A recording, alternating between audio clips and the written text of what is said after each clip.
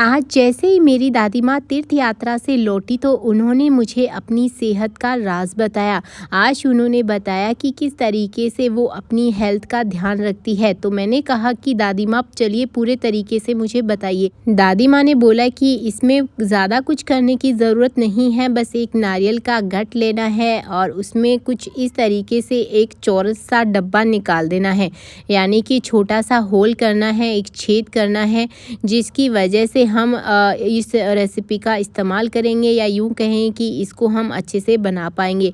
इसमें खरबूजे के कुछ बीज डालने हैं और साथ ही साथ इसमें 2-4 चीज़ें और डालनी हैं जो कि सेहत के लिए बहुत ही फ़ायदेमंद है। इसमें दादी माँ ने यहाँ पर बादाम का भी इस्तेमाल किया और साथ ही साथ कुछ काजू भी ले लिए जो कि हेल्थ के लिए भी अच्छे होते हैं, और साथ ही साथ इसमें 1-2 चीज़ें और ऐड करी जैसे कि ये केसर, और अब इसमें डाल दिए मखाने। मखाने तो आप सभी को पता है कि हमारे लिए कितने फ़ायदेमंद है, और वेट लॉस के लिए भी कहते हैं कि मखाने काफ़ी ज़्यादा फ़ायदेमंद होते हैं। और इसी के साथ में यहाँ पर 1 चम्मच के लगभग सौंफ का भी इस्तेमाल करा है। सौंफ पेट के लिए काफ़ी ज़्यादा ठंडी होती है तो और फ्लेवर के लिए भी बहुत ही ज़्यादा अच्छी होती है, तो आप यहाँ पर सौंफ का भी इस्तेमाल कर सकते हैं। इसके बाद में दादी माँ ने एक रोटी को भी बेल लिया और अब इस रोटी को एक प्लेट में डाल दिया, और जो गट अभी दादी माँ ने तैयार किया था जिसमें सारी सामग्री डाली थी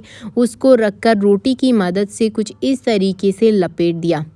ये जो दादी माँ रोटी को लपेट रही है, पहले तो मुझे कुछ भी समझ में नहीं आ रहा था, लेकिन दादी माँ ने बताया कि ये जो रेमेडी है वो बहुत ही ख़ास है और बहुत ही जल्दी बनकर तैयार हो जाएगी। तो इस गोल गट को दादी माँ ने गैस पर डाल दिया सेकने के लिए, और देखते ही देखते ये जो गट है वो रोटी की तरह पूरी तरह से सिकना शुरू हो गया। लेकिन दादी माँ ने एक चमटे की मदद से इसको अच्छे से पकाना शुरू कर दिया, और यहाँ पर मैं भी दादी माँ की मदद कर रही थी। और दादी माँ ने बताया कि पुराने ज़माने में अक्सर हम लोग इसी चीज़ का इस्तेमाल करते थे, इसी गट का इस्तेमाल करते थे, जिससे लोग काफ़ी ज़्यादा हेल्दी बने रहते थे।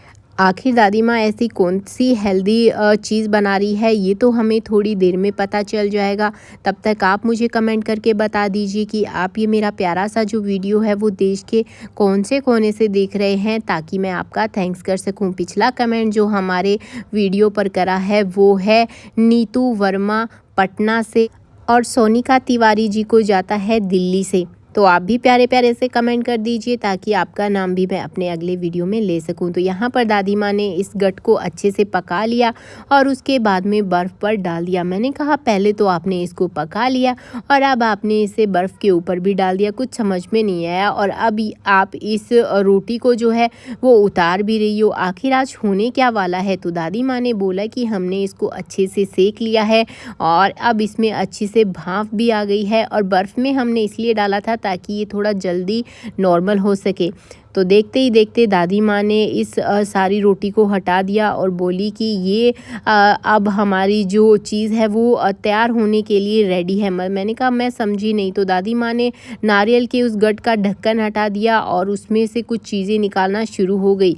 तो मैंने कहा कि अब क्या कर रही हो। तो दादी माँ ने बोला कि इसको मैं तुम्हें 2 तरीके से बता रही हूँ, एक तो ऐसे भी निकाल सकते हैं, नहीं तो इसको इस तरीके से काट कर भी हम निकाल सकते हैं। वैसे दादी माँ बोली कि इस गट को हमें काटना ही था, तो हमने इसको काट लिया है। छोटे छोटे पीसेस में हम इसको कट कर लेंगे, और देखते ही देखते सबको छोटे छोटे टुकड़ों में काट कर अब दादी माँ ने इसको मिक्सी जार में डाल दिया। मुझे तो आज समझ में नहीं आ रहा था, लेकिन दादी माँ की हेल्दीपन का राज आज मुझे जानना था। तो दादी माँ ने इसको मिक्सी जार में अच्छे से ग्राइंड कर लिया, और अब दादी माँ ने इसको एक प्लेट में डाल दिया।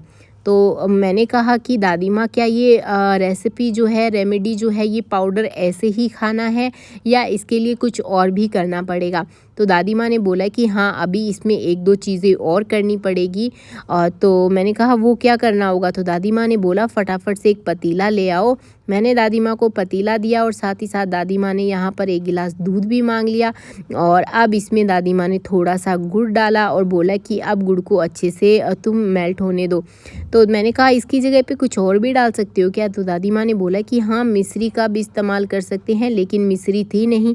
और इसी के साथ में दादी माँ हमने 1 चम्मच नारियल का जो पाउडर हमने जो ड्राई फ्रूट्स के साथ में ग्राइंड किया था वो भी डाल दिया और बोली कि अब इसको दूध में डालकर अब इस दूध को पी लो। और ये बहुत ही ज़्यादा हेल्दी है और रात को सोते समय या किसी भी समय जब आपका मन करे इसका इस्तेमाल कर लो, बहुत ही ज़्यादा हेल्दी होगा।